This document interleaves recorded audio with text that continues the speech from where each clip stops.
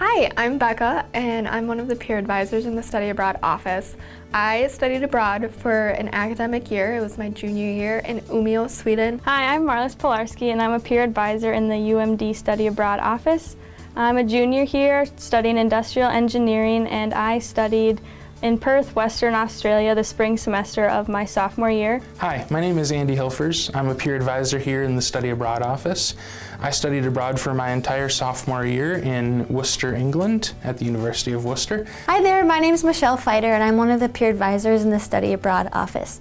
I studied abroad my spring 2016 semester, my sophomore year, in London. My favorite thing about studying abroad was how much I learned about myself and the world, and I also got the chance to travel to Bali, which I never thought I'd be able to do. I enjoyed my time so much while I was abroad. I made so many friends.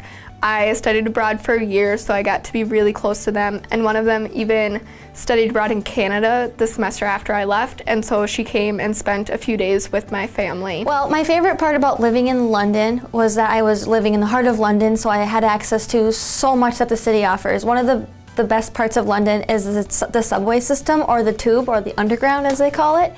It was just so fun going down in one part of the city, taking a tube ride, and then coming up in a whole different part that offered a different set of kind of food, people, experiences. It was just such a fun city to live in. One of the coolest things I did is I spent a lot of time in Wales, which before that I had never had the chance or even thought of going to, but it ended up being one of my favorite places in the world. So, where do you get started when you want to study abroad? We recommend the first thing you do is come into our office. We can start talking to you about all of your options, and all of us peer advisors at the front desk have studied abroad, so we can help you get started in the right way. One of the first things we do recommend for students to study abroad is to attend or watch the Study Abroad 101 presentation, and you are already doing that, so good job. The next thing we always recommend students to do is meet with their academic advisor. They can look at the courses that you have taken and still need to take and help you figure out where in your academic plan a study abroad experience would fit best. When researching programs, please use our website. Every program has a program page which details all about the city that you'd be living in, your housing options, how to get a passport, what your academic options are there, how much it's going to cost, and many other resources. When you finally have all the information ready and you have a pretty good idea on where you want to go, make sure you apply to your program. The application link is always at the bottom of every program page. I'm going to talk a little bit about how to choose the right program. We have so many different options in our office. We have programs all over the globe, and we have different lengths and types of programs as well. In our book, we have all of our semester and year-long programs, and you can research by continent and by country. So if you want to take one of these, they're out front in our office, and you can take one at any time and peruse at your leisure. We also have short-term programs which run over May, summer, or winter break. So our UMD short-term programs are led by faculty members on campus. So you're with another group of UMD students in a very structured program. You'll be gone for 4 to 6 weeks approximately, taking mostly 3 or 4 credits on that program, and it's a specific coursework that you'll be taking. Another option we have for students is semester and year-long programs. So a semester program, you're gone for about 4 to 6 months, and you're really immersed in the culture for an extended period of time. You kind of get in a routine. You get there, you meet friends, you develop routines similarly to how you are here at UMD. And then going on further, if you're there for an entire year, how much more you get to do. It's incredible. You get to really have a cultural experience, immerse yourself deeply within the culture, travel around the country more, maybe around the continent, and just really get a feel for the place, and it becomes home. Trust me, once you're abroad, it'll feel like your first or second home. And we also have international student teaching programs. These are geared towards our education majors here at UMD because they have more structured schedules. So they actually can complete their student teaching abroad, and we offer those in 3 different countries. We have it in Ireland, Slovenia, and South Korea. So if you or any of your friends are education majors, make sure that they know that this is an option for them. Part of studying abroad is studying. You don't just travel around and vacation for a semester or a year. You do have to do some studying as well.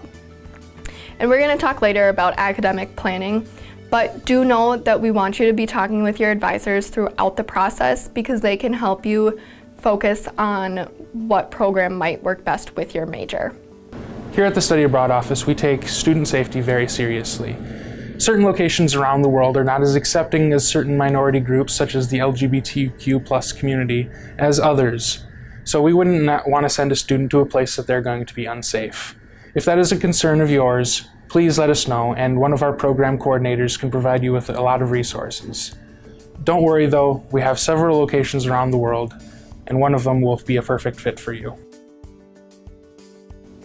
So now I'm going to talk to you a little bit about academic planning, because when you're studying abroad, it's important to not forget about the study part. So to make sure that everything counts and you're good to go for progressing through your degree, we recommend you first stop and talk to your academic advisor here at UMD, just to talk about the classes that might be offered at your desired program, if it's a good fit for your degree, if it will keep you on track towards graduation. They'll be able to really coach you through that. The next step is to see if the courses you're looking at for your program are offered during the term you want to go abroad. Similarly how it is at UMD, certain courses are only offered in the fall, certain are offered in the spring. So check with the foreign university to make sure that they're offered during when you want to go. And then next, it's important to have the courses approved before you go abroad. So how to do this is to fill out an academic planning form. We have these in our office. You can stop by and grab one, or you can print one off online. But basically what you do is you bring the course syllabus to the department head here at UMD, and they'll sign off on what it counts for as a UMD course, which is really helpful. So it either will count as a perfect equivalent to a UMD course, it might be elective credit, or you might not get credit. So then you just try again with a different course. We also have a really handy thing called the UMD Study Abroad Course Database. This is where we list all the courses that students have taken abroad in the past so that you don't have to get them approved. So you're on your academic planning form, you'll have all the courses you've had to get approved by department heads, as well as the ones that you maybe were able to find in the course database. So that is going to be a very helpful tool for you as you plan your academics and keep on track towards graduating, because I know that's important for all of us. How courses count when you come back to UMD. All the courses you take abroad will count towards your GPA. They'll be on your transcript, and they'll count towards your overall credit accumulation here at UMD. So they do matter, and it is important to focus on them and go to class and study. People often worry about how much money studying abroad is going to cost. They hear stories about how people go broke, but that's not going to happen. There are tons of options out there for you to study abroad and not lose all of your money. Our office awards over $80,000 in scholarships annually. These awards are competitive, so make sure that you utilize the Writer's Workshop so that you can write the best essay possible. On our website, you'll find a page called Finances, and under there's a tab for scholarships. On this tab, you'll find both our UMD scholarship and a database for other study abroad scholarships. Keep in mind that any scholarship you receive right now could apply to study abroad, with the exception of the Best in Class scholarship. That's a tuition waiver which is specific to UMD. Financial aid can also apply to your study abroad program.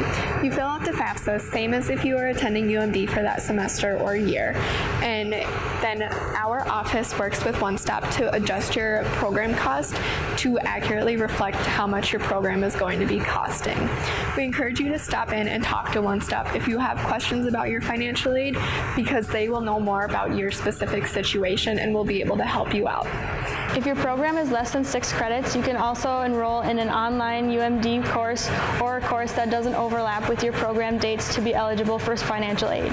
Also, there's a bunch of outside scholarships that are available for students who are studying abroad. You can also keep in mind non-study abroad scholarships that you also might have, with exception to tuition waivers, as those are specific to our university.